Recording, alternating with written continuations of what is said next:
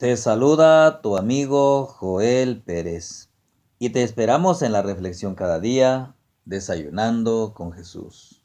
Es un gozo para mí expresar una porción más de la palabra de Dios. Hoy lo hago desde San Luis Río Colorado, Sonora, en el hogar de mi suegra. Y es para mí de una gran satisfacción expresar una porción más de la palabra de Dios, titulado El fin del pecado y del sufrimiento. Sabes, mi querido amigo, te menciono que el mal, con sus funestas consecuencias, se observa por donde quiera, en todas las latitudes y a lo largo de toda la historia de la especie humana. Se lo observa en las acciones egoístas que atentan contra los derechos y el bienestar del prójimo, en el odio criminal, en la transgresión de las leyes de la vida, que la Biblia denomina pecado, y le siguen el dolor, la enfermedad y la muerte. Y tú te preguntas cuándo y cómo surgió en el universo creado por un Dios de amor omnipotente y todopoderoso. Y la revelación se encuentra en la palabra de Dios, en este misterio de la iniquidad.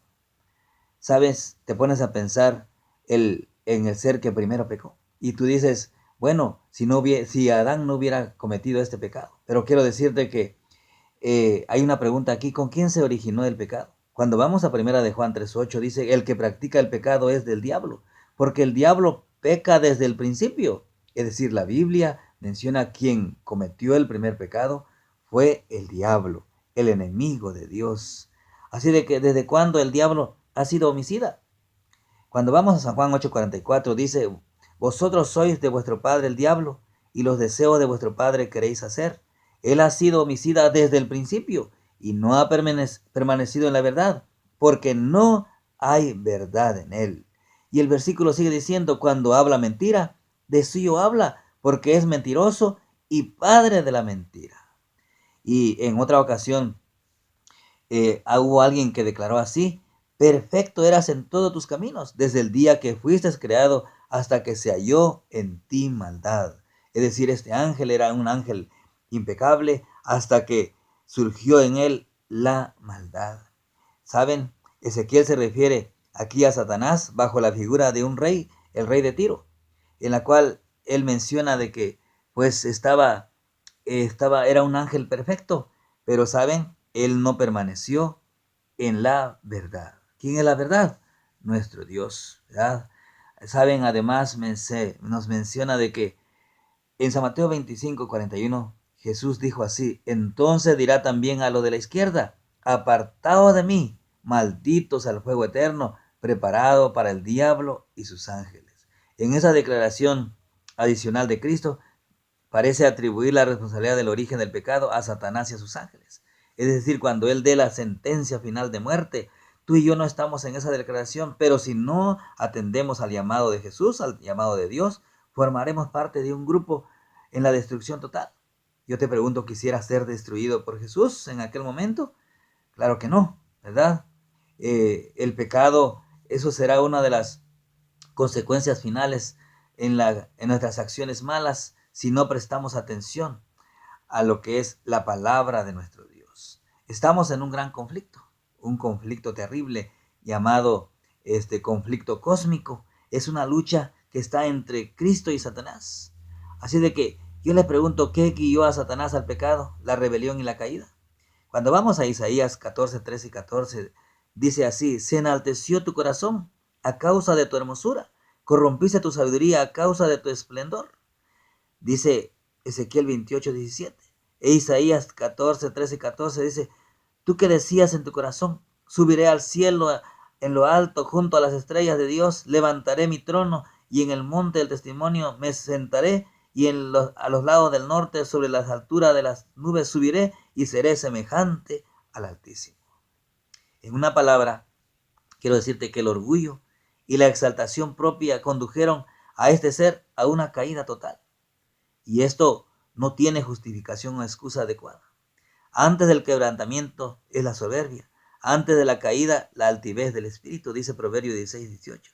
De ahí que aunque podamos conocer el origen, la causa, la naturaleza y los resultados del mal, no es posible dar razón o excusa buena o suficiente de su surgimiento. ¿Saben?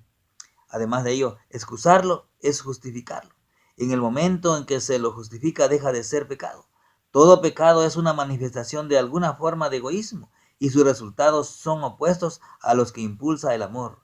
El experimento del pecado tendrá como resultado final su completo abandono y eterno destierro por todos los seres inteligentes de la creación a través de todo el universo de Dios. Solamente los que se aferren obstinadamente al pecado serán destruidos juntamente con él. Entonces los malignos serán destruidos sin que se les deje raíz ni rama, según Malaquías 4:1. Y los justos brillarán como el resplandor del firmamento y como las estrellas a perpetua eternidad, lo dijo Daniel en el capítulo 12, versículo 3. Mis amados, cuando avanzamos un poco, San Pablo en Filipenses 6 al 8 dijo, el cual siendo de condición divina, no retuvo ávidamente el ser igual a Dios, sino que se despojó de sí mismo, tomando condición de siervo, haciéndose semejante a los hombres y apareciendo en su porte como hombre, y se humilló a sí mismo, obedeciendo hasta la muerte y muerte de cruz. Es decir, este fue el Espíritu que manifestó Cristo para venir a redimirnos, a salvarnos del pecado. Por eso en San Juan 3:16, aquí se demuestra el amor de Dios. Dice, porque de tal manera amó Dios al mundo, que ha dado a su Hijo unigénito, para que todo aquel que en él crea no se pierda, mas tenga vida eterna. Encontramos más adelante una definición sobre el pecado. Todo aquel que comete pecado infringe también la ley, pues el pecado es infracción de la ley.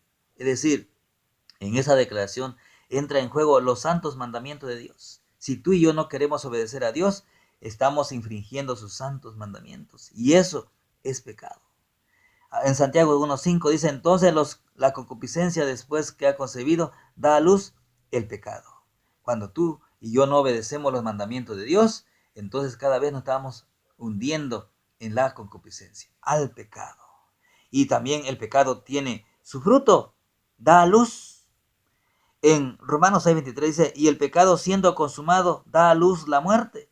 Es decir, la paga del pecado es muerte. Si tú y yo no obedecemos a Dios, entonces estamos pecando en contra de Dios. ¿Y cuál es el resultado? La muerte. ¿A cuántos seres humanos pasó la muerte como resultado de la transgresión de Adán? En Romanos 5:12 dice, por tanto, como el pecado entró en el mundo por un hombre y por el pecado la muerte, así la muerte pasó a todos los hombres por cuanto todos pecaron. Es decir, nos ha afectado a nosotros. En Adán todos mueren, dice 1 Corintios 15:22. Pero ¿cómo fue afectada la tierra misma en su vegetación por el pecado de Adán? En Génesis 3:17 y 18, Dios dijo, maldita será la tierra por tu causa, con dolor comerás de ella todos los días de tu vida, espinos y cardos te producirán. Cuando tú y yo leemos este capítulo, nos sorprendemos cómo Eva también se le fue citada su sufrimiento, a Adán de igual manera, a la serpiente. Y en Génesis 4:9 al 12 dice, y Jehová dijo a Caín, ahora pues maldito seas tú de la tierra que abrió su boca para recibir de tu mano la sangre de tu hermano. Cuando labréis la tierra, no te volverá a dar su fuerza. Mis amados, saben que todo esto trae grandes consecuencias, castigos. Por eso yo te pregunto, ¿qué terrible castigo se acarrearon los antediluvianos como consecuencia de la persistencia en el pecado y la transgresión contra Dios? En Génesis capítulo 6 y 7 y 13 y el capítulo 6, 7 y 6 y 11 dice, y dijo Jehová, raeré sobre la faz de la tierra a los hombres que he creado. He decidido el fin de todo ser porque la tierra está llena de violencia. Era Noé de 600 años cuando el diluvio de las aguas vino sobre la tierra. Aquel día fueron rotas todas las fuentes del grande abismo y las cataratas de los cielos fueron abiertas. Es decir, el pecado trae consecuencias. En este caso, vino el diluvio. Pero si avanzamos después, más allá, dice que después del diluvio, ¿qué sobrevino como consecuencia de la apostasía adicional? Génesis capítulo 11, 5 al 8 dice, y descendió Jehová para ver la ciudad y la torre que edificaban los hijos de los hombres. Y dijo Jehová, he aquí el pueblo es uno, y todos esos tienen un solo lenguaje, y han comenzado la obra, y nada les hará desistir ahora de lo que han pensado hacer. Ahora pues descendamos y confundamos ahí su lengua, para que ninguno entienda el habla de su compañero. Así los esparció Jehová desde ahí sobre la faz de toda la tierra, y dejaron de edificar la ciudad. Es decir, el hombre estaba muy preocupado y tenían miedo que pudiese venir otro diluvio, por eso ellos decidieron hacer esta gran torre. Y Jehová confundió, y dice que de ahí surgieron los idiomas, y cada uno estaba pidiendo el material y no se entendían, se pelearon y se esparcieron por toda la faz de la tierra. ¿A qué condición ha llegado toda la creación como resultado del pecado? Yo te pregunto. En Romanos 8:22 dice, porque sabemos que toda la creación gime a una, y a una está con dolores de parto hasta ahora. ¿Saben, mis amigos? En 2 de Pedro 3:9 él declaró así: el Señor no retarda su promesa, según algunos la tienen por tardanza, sino que es paciente para con todos nosotros, no queriendo que ninguno perezca, sino que todos procedan al arrepentimiento. Es decir, Dios ha prometido rescatarnos del pecado y lo hará. Pero, ¿cuál es la actitud de Dios hacia el pecador? En Ezequiel 18:32 dice, porque no quiero la muerte del que muere, dice Jehová el Señor, convertíos pues y viviréis. El deseo de Dios es que no muramos, pero también está en juego a nuestro libre albedrío, ¿verdad? Él desea que lo aceptemos, que lo atendamos de una manera que pueda Él, pues, tenernos con Él allá en el reino de los cielos. Y mudará el etíope su piel y el leopardo sus manchas. Así también podréis vosotros hacer bien estando habituados a hacer el mal, dice Jeremías en el capítulo 13, versículo 23.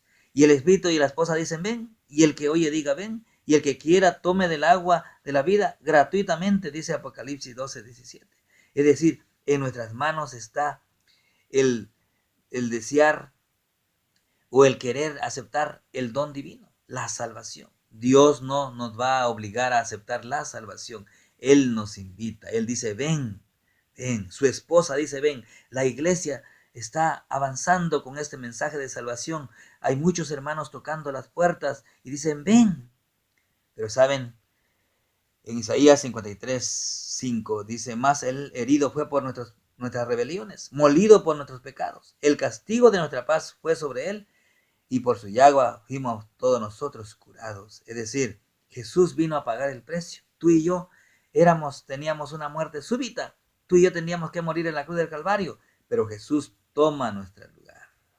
Es decir, Cristo vence el pecado. Cristo vence a Satanás, que es el autor del pecado. Pero ¿con qué propósito se manifestó Cristo? Veamos en lo que la palabra de Dios declara y dice, y sabéis que Él apareció para quitar nuestros pecados, y no hay pecado en Él. El que practica el pecado es del diablo, porque el diablo peca desde el principio. Para esto apareció el Hijo de Dios, para deshacer las obras del diablo. Así de que, avanzando, leemos Hebreos 2:14. Así que por cuanto los hijos participaron de carne y sangre, Él también participó de lo mismo, para destruir por medio de la muerte al que tenía el imperio de la muerte, esto es, el diablo, dijo el apóstol Pablo. ¿Cuál fue un propósito definido de la encarnación de Cristo? Para deshacer las obras del enemigo de Dios. Pero este pecado, mis queridos amigos, llegará al fin. Llegará el final también de la tristeza. Y esa promesa lo encontramos en Apocalipsis capítulo 5, versículo 13. ¿Qué coro triunfal señalará el fin del reinado del pecado? Y dice ahí, y a todo lo creado que está en el cielo y sobre la tierra y debajo de la tierra y en el mar y todas las cosas que en ellos hay, oí decir, al que está sentado en el trono y al Cordero, sea la alabanza, la honra, la gloria y el poder de los siglos de los siglos. ¿Te imaginas ese coro angelical? Y tú y yo, si somos fieles, estaremos ahí reunidos como redimidos, cantando esta alabanza, donde será el fin de la tristeza y el pecado. En 2 de Pedro 3:10 dice, pero el día del Señor vendrá como ladrón en la noche, en el cual los cielos pasarán con grande estruendo, y los elementos ardiendo serán deshechos, y la tierra y las obras que en ellas hay serán quemadas. Mis amigos, la venida de Jesús será como ladrón, es decir, nos podrá sorprender. Tenemos que estar preparados. ¿Cuán plenamente serán quitados los efectos del pecado? En Apocalipsis 21:4 y 22:3 dice: enjugará Dios toda lágrima de los ojos de ellos, y no habrá muerte, ni habrá más llanto, ni clamor, ni dolor, porque las primeras cosas pasaron. Y no habrá más maldición, y el trono de Dios y del Cordero estarán en ella, y sus siervos les servirán. ¡Qué impresionante! Será quitado todos los efectos del pecado.